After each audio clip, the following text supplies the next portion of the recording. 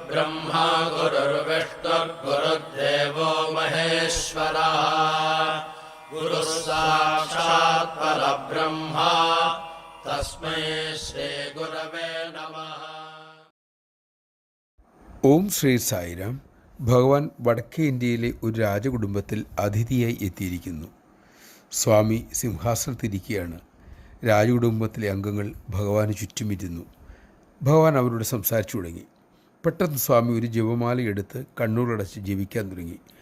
അതോടൊപ്പം ജപമാല തിരിക്കുവാനും ആരംഭിച്ചു. ഇത് കണ്ട് വൃദ്ധയായ റാണി അത്ഭുതത്തോട് ചോദിച്ചു, ഇതെന്താണ് ബാവ, അങ്ങും ഞങ്ങളെപ്പോലെ ജപിക്കുകയാണോ? ഭഗവാൻ പുഞ്ചിരിയോടെ കണ്ണ് അല്പം തുറന്നുകൊണ്ട് പറഞ്ഞു, നിങ്ങളുടെ ജപം ഞാൻ അനുകരിച്ചതാണ്.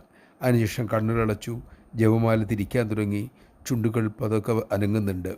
ഇടയിൽ കണ്ണു തുറന്ന് ജപമാല തിരിച്ചുകൊണ്ട് ചോദിച്ചു, ഇതുവരെ അലക്കുകാരൻ വന്നില്ലേ? പിന്നെയും കണ്ണുകളടച്ച് മാല തിരിച്ച് ചുണ്ടനക്കാൻ തുടങ്ങി. ജയ് സായിരാം. ഇങ്ങനെയൊക്കെ തന്നെയല്ലേ നമ്മുടെ സാധനകൾ?